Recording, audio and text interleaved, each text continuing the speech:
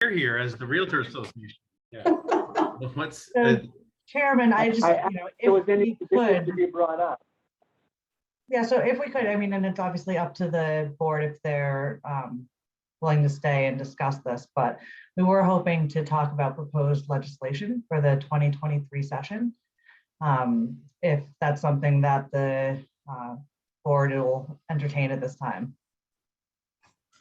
Yes, So we'd have to make a motion to bring this in the meeting.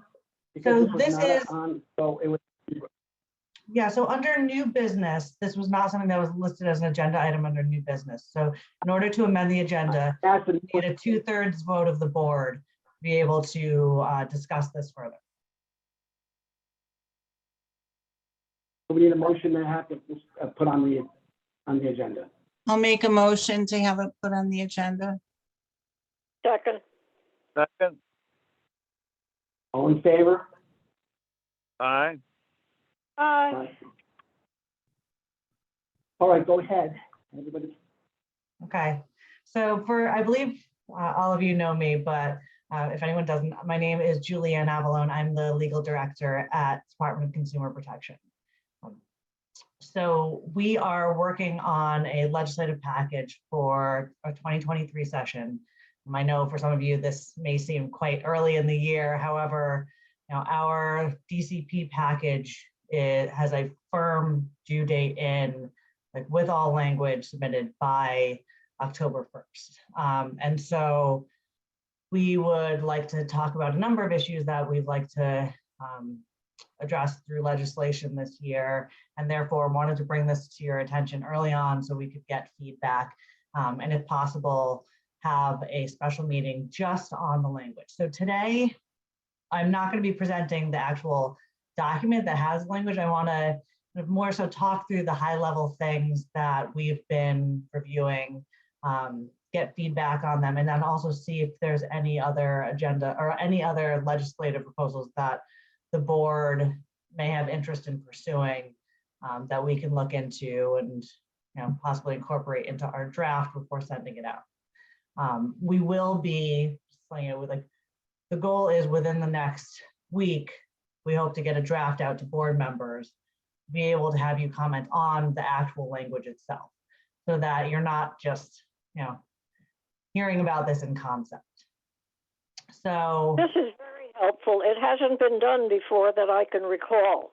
Usually the department just puts in their stuff and we sit here with our thumb in our mouth. So this is a step in the right direction. I appreciate that. Well, and moreover, I think one of the big things this year is that some of the concepts that have been brought up from the board and through CTR over the last few years are things where they're definitional changes. And what we realize is once you start adding in some of these definitional changes, they impact so many different sections of law that right now we're looking at a legislative proposal that's almost 50 pages long. And so it is not, and this is why I didn't want to send out the document before having this bigger conversation with you, because I wanted to explain a lot of those are technical changes or just changing the defined term in a specific section. But when we're putting in the legislative proposal, we have to list all of the different sections that are touched in any way. So, we are taking more of a comprehensive look at this to be able to address, issues that have just, again, we've talked about in these meetings over and over. So trying to come to some resolution. So in no particular order, I'm going to run through some of the issues that we addressed. And also, I think you guys have met the team, most of the team at least here, that's been working on this from the legal division. But all of you know Paulette, the assistant legal director here, who actually one thing you might not know is that I'll be going out on maternity leave at the end of September.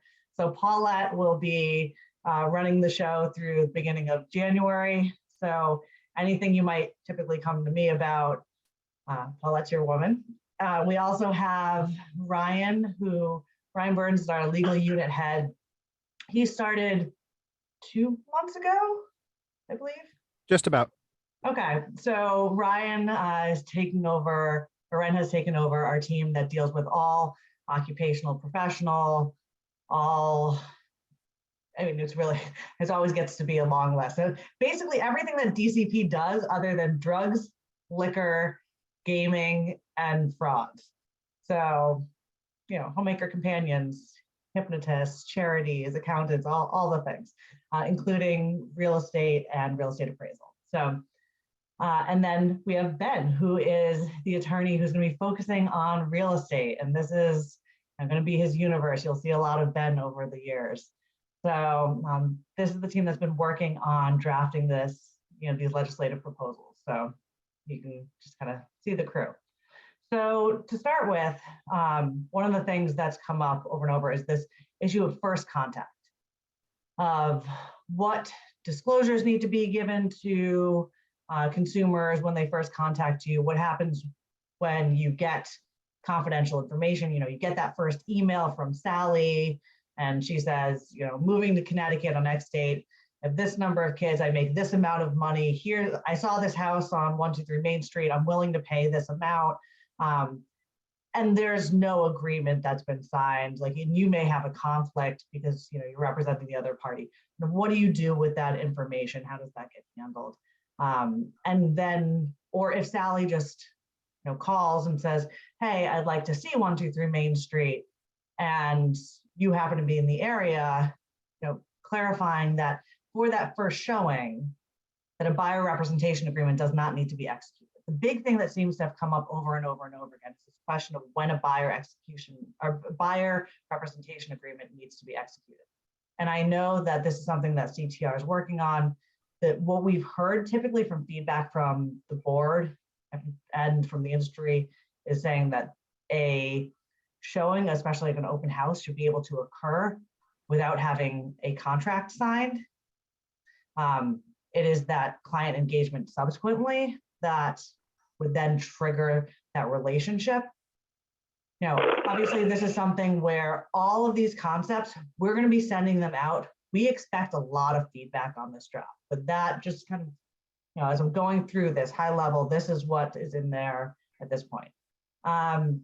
So explaining this, putting in a definition of negotiate, because there's been a lot of confusion about when you have that first contact, what negotiate means. And we're trying to create some more bright line rules so that agents aren't doing vastly different things when handling, client contact.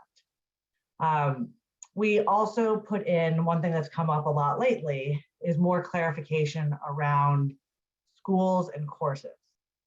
So what became clear as we were diving in over the last few months to figure out how course approval was working is that we were having courses come in, but there wasn't a very clear way of denying or approving courses. And in the event that we had issues with a course, then what happens? Do we have to pull each individual course? If it's an issue with the school, what can we do about it? And the answer has pretty much been nothing to date. So we could go and try to pull specific courses, but again, there weren't these clear enforcement rules or clear rules about what the standards were for these, schools or courses. So what we made more clear in statute is what people need to submit in per course. We did add in a fee of $50 per course as a registration, hoping that people wouldn't also just then put in speculative courses that they didn't necessarily ever plan on offering. We didn't think that it needed to necessarily be a prohibitive amount for these courses, because we do want people to comply and submit them in for review. But this way, at least people are more clear what they have to do to submit them in, and for the courses, how they need to be conducted. So that you can't offer a 2-hour course that you can click through in 20 minutes. That you need to check in to make sure that people are engaged throughout the course of the class. And we added in a credential for the schools. So it'd be a $100 credential initially, $100 upon annual renewal. And the school is going to attest that they are going to make sure that their courses comply with the requirements, and that the instructors are properly qualified to teach those courses. So in the event we find out, ABC Real Estate School is doing these click-through classes that you can do 2 hours and 20 minutes, we don't have to go through and address every single course. We find that you may have 20 courses that are registered with us. We do an audit, we find out it's happening with 3 or 4, we can pull all of them. I don't have to, send in Jill to do an investigation of 20 different courses. So, so that was a change for schools. One of the other things that we added in related to, it's actually not going to be a separate credential, but it is a kind of add-on or a designation within a credential. Is the idea of the associate broker. So one thing that we've heard about over and over again is how some people, some brokers will work for other brokers, and that based on that employment or contracting relationship, they want to be able to relieve themselves of some liability and have a more restricted scope of work. So if I am a broker working for another broker, I can elect to call myself to register with DCP as an associate broker, and then functionally, I can serve the role as a salesperson. So I am now restricted in how I can advertise, how to handle escrow, like all of these things. And then let's say me and Paulette is my responsible broker who's overseeing me. Paulette and we stopped seeing eye to eye, and we want nothing to do with each other anymore. I go to DCP, I say, I am no longer an associate broker tied to Paulette, and we go our separate ways. I have full broker status reinstated. So it's no harm, no foul. It's only while you have that employment or contracting relationship. So one of the big things that we also put in, and actually, let me stop before, because there's a number of changes, but I know I've already covered a lot. So I'm going to pause. Are there any questions at this point about what I've just covered? Amy. Oh, you're on mute. When will we be receiving this information to review? So the goal is to get it out to you guys in the next week. So what I'm hoping is that after I run through kind of all of the high level things that we've put into the legislation so far as proposals, I want to hear back from you guys whether they're immediately just like gut reactions, major issues with what we've said, or whether you have things where you're like, well, you don't seem to have addressed X or Y. These are things that have been bothering the commission for years. I want to hear feedback, because what we want to make sure is that we're incorporating the feedback from the board. One thing that just came up this week, as we started to have more conversations about it, is this idea of how are virtual showings dealt with in our legislation. And until this was brought up this week, we hadn't looked at this issue. It wasn't something that was really on our radar. So now we're going through to make sure that there are no conflicts in our law that would in any way inhibit people from doing virtual showings. So these are things that I don't think there is, but so, all right. So is there going to be an opportunity for the commission members to discuss amongst themselves in like a roundtable meeting, as opposed to just through email, to talk through these issues? Because frankly, the buyer agency one is going to be huge. Agreed. Yes. And so, well, first of all, it can't be done through email. I will remind you guys, based on FOI, you cannot be discussing these issues via email. So it has to be done in person. And yes, what I'm hoping is that about 2 or 3 weeks after, I'm hoping to do it relatively soon, after we send out the draft, that we can have a meeting just on this. And that from there, we can have as many board members as possible. You'll have time to have reviewed the information. And then, we can talk through any issues, any points of clarification, because there will be. We 100% expect that you guys are going to have a lot of questions and comments. We have Okay. no illusion that you're going to be like, this is fabulous, proceed forward. Okay. Thank you. I think this is this is a A quick meeting that, question. can you hear me? Yes. Yeah, go ahead. Well, yeah, I think we probably should be in person versus Zoom for this meeting. Can you hear me? Okay. Hello? I'm fine with that. The one, Okay. I am leaving for, and so I don't know if you want to take vacation stuff now, because I am going to be gone from the 26th of August until September 2nd. So I will not be around then, which is kind of the timing of what you're talking about. So just,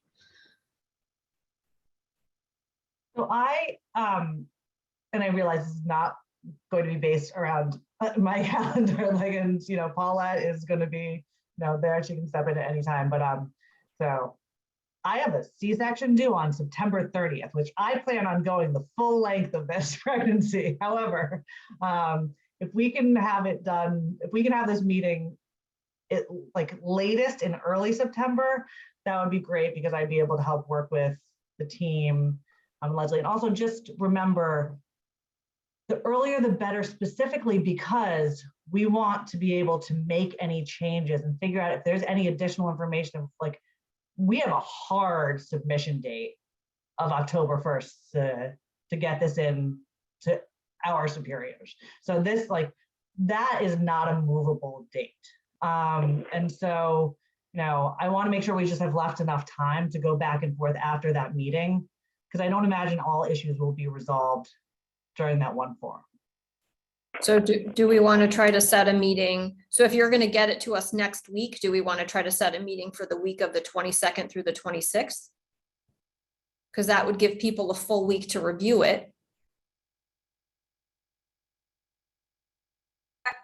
Well, Juliana's answering that. I would just suggest that you just make the meeting a hybrid meeting, so people who can be here in person can be here in person, but people who either don't feel comfortable, have been exposed, whatever, can join online. I think that might be the better approach. I can't tell you what to do here, but I know, I like from that idea. experience, we have a lot of people who are sort of stuck based on the numbers right now. Good morning, everyone. This is Ms. Birdsong. Sorry that I joined late. I had some technical difficulties, so I do want to give greetings this morning as the new board coordinator. Good day to you all, to the commissioners.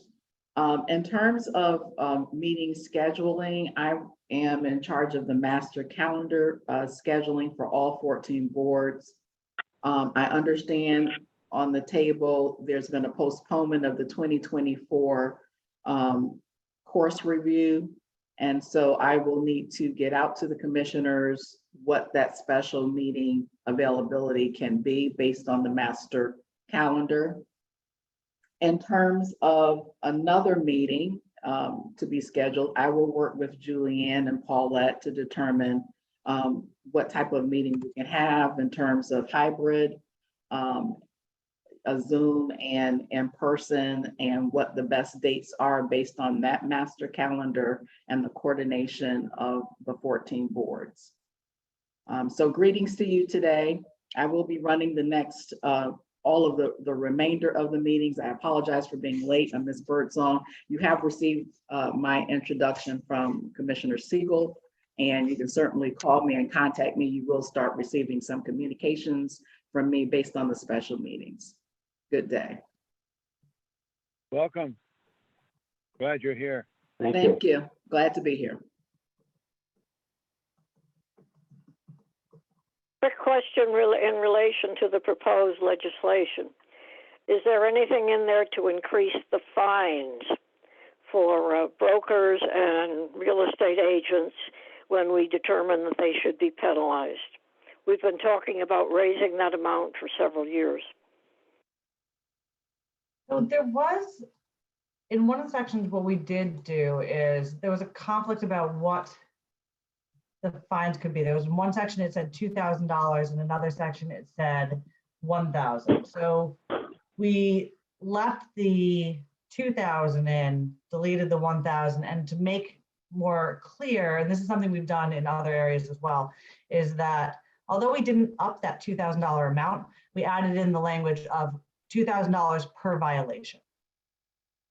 So Isn't there also one that's a 5,000 cap? Or is that what we were proposing? There I is no think that's cap. what we were proposing. There is no 5,000 cap. It's Paulette, there's no cap. Must have been No, I something didn't you mean to proposed. say that, but I thought one of the penalties was 5. Yeah. Or was that what we were talking about, raising the 2 to 5? and I mean, Anybody on Well, the, I've never seen, go I've ahead. never seen the 5. I've never seen the Okay, well, 5. what I meant was maybe that's what we were talking about, raising it to. so what we're going to So do the penalty in the would be document. instead of 2, 5. Go ahead.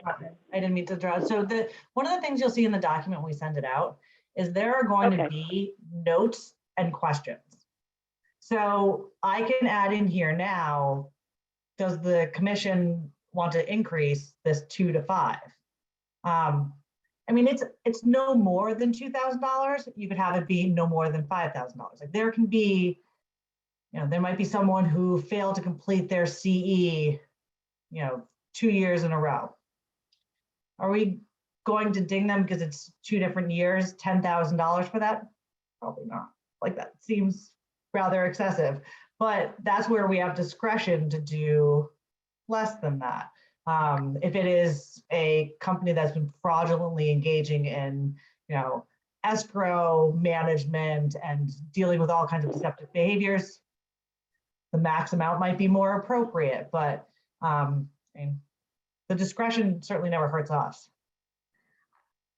I would just though jump in, sorry, this is Leslie, for those who may not be able to, who are on video, Leslie O'Brien, the Legislative Director. I would just say with this issue, which has been discussed in the past, raising the amount we can fine. The one thing I would caution is that we have throughout my time at DCP anyway, I found that just ratcheting up the amount that someone is fined or an entity is fined doesn't really solve the issue when you have repeat violations. In fact, what we end up with then is uncollectible amounts sometimes. We've in the occupational trades, they have issued fines in the past that were excessive, and it just means that they don't get paid, and we end up with these uncollectible fines on the book. So, for example, with the leasing agent issue, which I know we've all discussed in the past, although it's been a while, simply increasing the fine isn't going to resolve the challenges we face there. I did, so I've added in a comment though in the document, just just so we can have that in there. That can be something that you guys can discuss at the meeting and for the week of the 22nd. So I'm gonna segue actually based on what Leslie was just discussing. So one of the other significant changes that's in there is this issue of leasing agents, which we did bring up years ago. So one of the things we did is flesh this out a bit more for those who were not part of the discussion or don't remember it. The issue is individuals who are working for these larger companies where there's a property, it has like hundreds of units or 100 units, and you have a leasing office in the building that's dedicated to the building, and these people just fill out these template leases all day long. They have this one client, and that is their job, working in these buildings. Technically, they're engaging in the practice of real estate. And so technically, these people should be working for a broker. However, the idea that these people were going to send to a P&P course that has almost no information on leasing, we're going to make them take a significant amount of continuing education that has nothing to do with them or nothing to do with what they need to know to be able to perform their job related to landlord-tenant law, fair housing related to renting, any kind of security deposit management. Like, they don't need to know about escrow. They don't need to know about, the seller representation. They don't need to know about adverse possession, like all of these different things that are the more of the focus of real estate agents who are engaging on buying and selling. What we're proposing is to create a more limited credential that is only for individuals who are engaging in residential leasing. So no, they cannot do commercial work, but it's residential leasing. And in the event that a leasing agent is working for a developer that has more than, and we put in 50 units, it doesn't need to be bound by that number. They're working for a developer that has more than 50 units property, that they can work exclusively for that development owner and get a leasing agent credential. So in the event there's any wrongdoing, and that credential can be pulled, they have to have education specifically in leasing activity. They have to have a continuing education specifically in leasing activity, but they do not need to be tied to a broker. However, if there is someone who wants to be a leasing agent, so I want to be a leasing agent, I want to work for Coldwell Banker. I do not exclusively work for one developer. I want to be able to represent tenants. I want to be able to represent my cousin who has a bunch of like small multifamily properties. I have to be tied to a broker, so that anyone who's doing tenant representation, anyone who's doing kind of these multiple leasing activities for multiple clients, then you still have to be tied to a broker. You can get a lower credential because you'd only be doing leasing, but that would be another avenue to be able to do this. This does not impact salespersons or brokers in any way. So salespersons and brokers can continue to do all of the same work that they're doing now. They can do leasing, they can do selling, they can do all of the things under the sun. There would be no additional credential for salespersons or brokers. This is solely to be able to create a credential for things that are happening, especially in the marketplace now.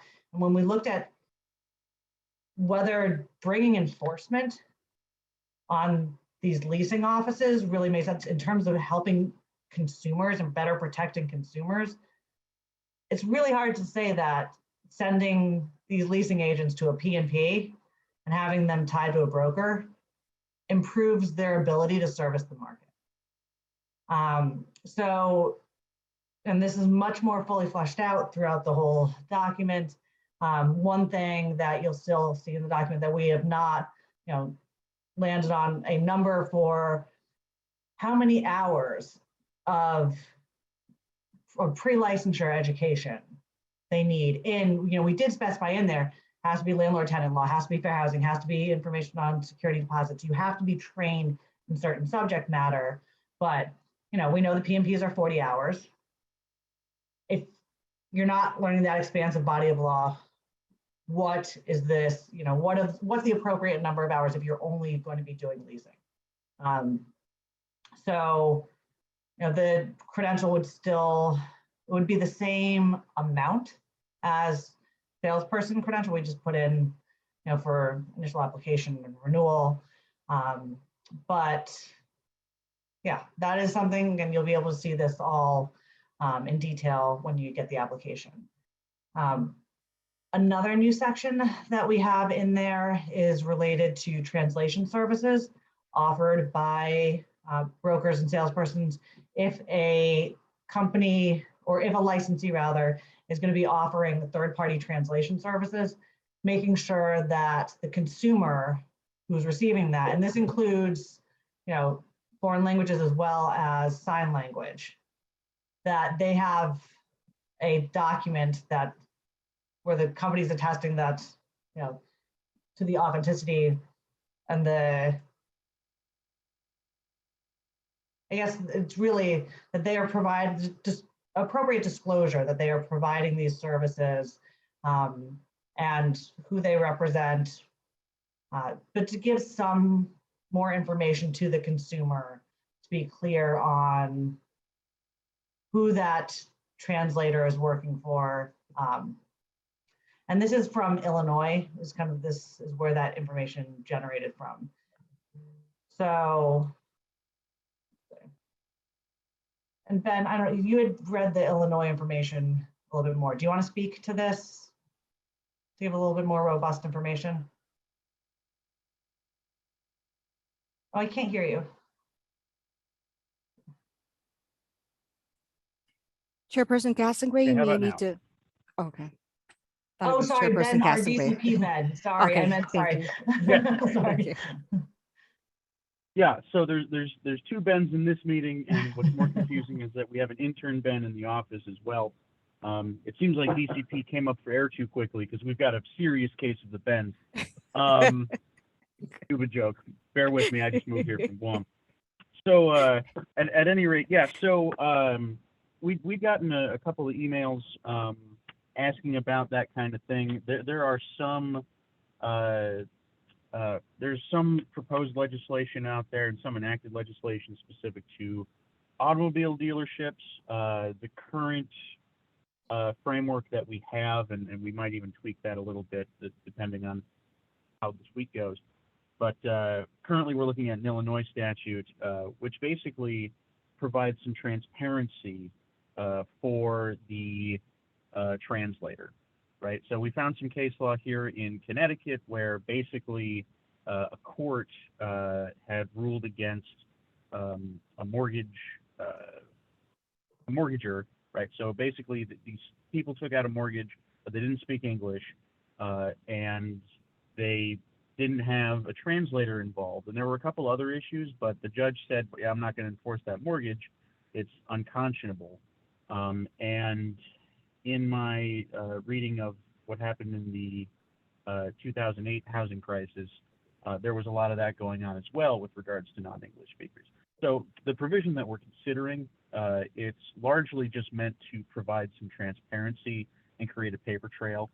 All we have right now is basically it explains, you know, I'm the translator, here's my relationship to the buyer or the seller, you know, and saying that this was provided in my language, and certifying that the terms of the contract have been provided to me in the language that I'm most familiar with, or a language that I am familiar with.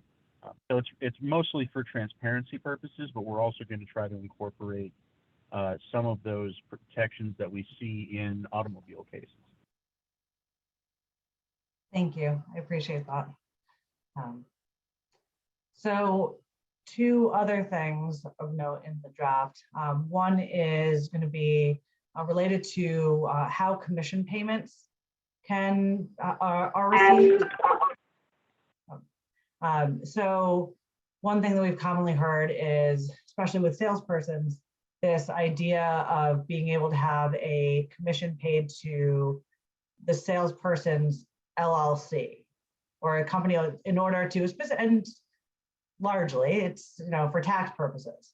So one of the things that we hope may help resolve this is is adding language that says that commissions could be paid to the licensee, so the salesperson, or a business entity solely owned by that salesperson. So if I want to put the commission into Julianne Avalone LLC for business purposes, that's fine as long as I'm the sole member. That is the, you know, that's my prerogative for tax reasons. It still has the effect of being able to transfer where those, or track where those funds are going to make sure that there's integrity in the operation of the real estate practice for licensees. One thing that we are hoping to get feedback on that we did not put in any language yet about is for referral fees. So we're hoping that both the council or the Real Estate Commission and the CTR, the industry, can give us some proposed language about how you want to tackle referral fees when they're appropriate. Because currently, you know, they can only be paid out to licensees, Connecticut licensees, but we also are aware of the fact that that is not necessarily the practice of a number of licensees in Connecticut. So just if that's something that you guys can mull over, we are going to want, and I'll flag in the email when we send out the draft, some of the things we're really hoping that you can comment on and bring ideas to the table when we meet. But that is certainly one where we would appreciate your feedback. And Paulette, do you think, is there anything, or Ben, I think those are the highlights of what we've done.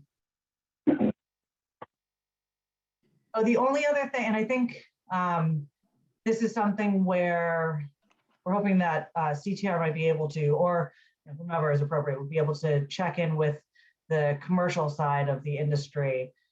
So in the definition of engaging in real estate business, there was, all of the typical real estate work that you would generally assume would be part of the trade. And then there was also, you had to be a licensed broker or salesperson if you were collecting upon loans or mortgages secured by real estate. It seems to be an add-on at some points over time that I'm not sure exactly where that came from. We're gonna have to look at legislative history to find out more information about that. But we were proposing to, since it seemed out of the scope of kind of the rest of the act, if there was not opposition there, we were going to remove that loan and mortgage collections language from the act in general, because it's really more covered by Department of Banking. Or also a lot of that work is done by lawyers, and that's, there's a lot more legislation that I think that's been passed over the last 10 years regarding collections work that would govern this. But anyone felt strongly that that collections activity for secured loans and mortgages should stay, we're not opposed to it, but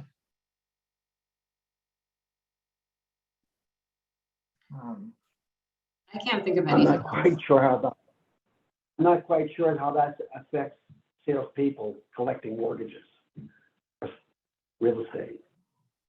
It appears to me, I always thought that was a banking thing. I'm not aware of any issues that have come up with people who are registered as salespersons or realtors, or brokers, just for the purpose of collecting on loans secured by property. Maybe there are a bunch of people that get this credential solely for that purpose, but it does not seem, it doesn't seem to be something that really belonged in this chapter. So,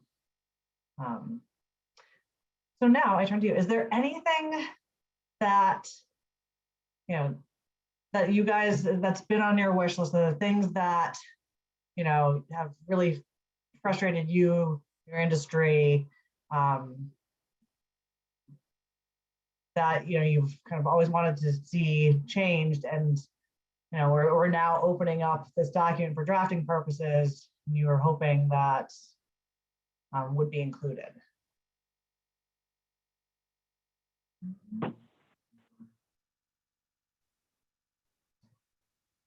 This is not sure gonna be the Diane last had a time to chance speak to- up. So so don't think that, I know I'm putting you all on the spot right now, but, I'm hoping over the next few weeks you can mull it over. Julianne, this is Ted Al speaking. I assume there's nothing in there about dual agency, is there? No, I don't think we touched, and No. correct me if I'm wrong, but I don't think we touched anything related to dual agency. Ted, frankly, That's my, the changes. Go ahead, sorry, Ted. no, I was just gonna say that's my pet peeve. But Ted, you the don't changes want that are people to gonna do be it? made to buyer agency, yeah, Ted doesn't like dual agency, but the changes that are gonna be made to buyer agency, and there's a national court case going on right now that will change buyer agency, is actually going to make dual agency more prevalent. So getting rid of dual agency is gonna become really problematic at that point. Okay, thanks.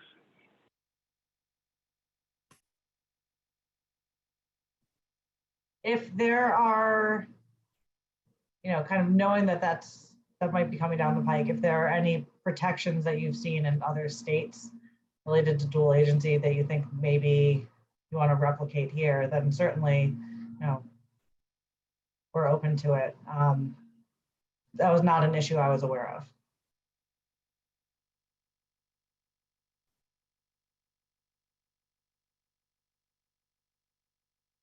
So, all right, well then we're gonna go polish the doorknob, and then we will, get something out to you guys shortly so you can actually see the language.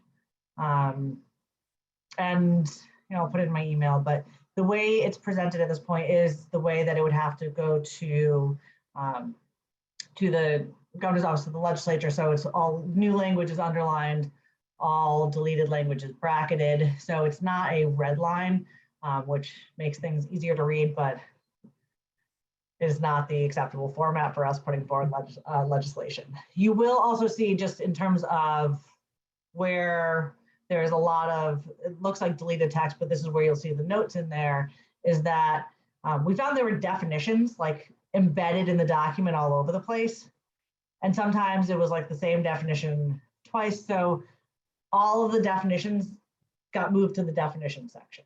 Like it's, figured it wasn't a very novel concept. So, but this way it's easier to find anytime, you see something like, oh, I wonder what, this means. You can just go to section 20-311 and everything is there. So, but whenever we deleted a definition, you'll see there's that link up there that says, this was moved, not removed. So hopefully that kind of the notes on the side, I think, will give a better roadmap of the changes we made and why. So the changes will be in italics and the existing language will be bracketed. Is that correct? So so any new language that we're adding will be underlined, and any language that we're deleting will be in brackets. So, Okay. Yeah, you'll see the whole section as it is currently, as current law stands. And then it's only, you should really focus your attention on what's bracketed or underlined, because those are the only places we're changing things. Thank you. Wow. And you can certainly respond back and ask, me or, my team questions about this. However, another reminder, please do not speak amongst yourselves via email on these. That's why it's so important that we have a meeting, is that unfortunately, once you communicate via email, it triggers a public meeting for freedom of information purposes.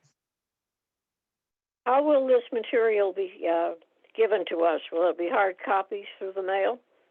No, we are going to be sending it out electronically. I'm going to send it out in Word and in PDF. Just because people, prefer to see it different ways. And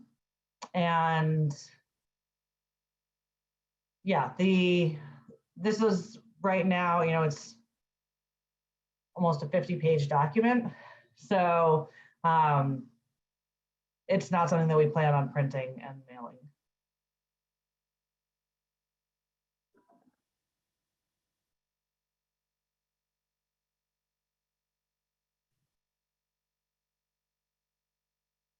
So Chairman, if there are no other questions for us, I think we can get back to drafting to try to get this out to you as soon as possible. But please let us know if there's anything else we can be of assistance with. Thank you, Julian. Date for a It's meeting? a lot to swallow. I know, I know, I've we just just got got a- About a date, unloaded.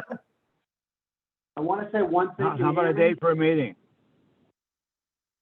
I think it's, Miranda is going to get back to us regarding that, That's of the dates correct. available. Am I correct? Yes, this is Ms. Birdsong speaking. Yes, I will get back to the commissioners, and the chair, of course, with potential dates for the special meeting for the 2024 course module review PowerPoint, as well as once I speak with the legal management team offline, what would be an appropriate coordinated date for some type of hybrid meeting to discuss the legislative changes and the language once it's disseminated, and what a good date will be. Keeping in mind that one of our commissioners will not be available between August 26th and September 2nd, and I'm sure she would like to participate in the process. So you will receive 2 emails on those 2 separate issues so that it's clear. Okay? Thank you. You're welcome. Thank you. Thank you. All right, anything else? All right, then we'll adjourn the meeting. All right, Move sir, that we you take a adjourn. motion to adjourn. Please take a I motion move to that we, adjourn. I move that we adjourn. I move that we adjourn. Ted Ellis. I think he can just declare us adjourned. Second. All in favor? Aye. Aye. Aye. Opposed? Okay, thank you very much. Thank Sorry about you. the,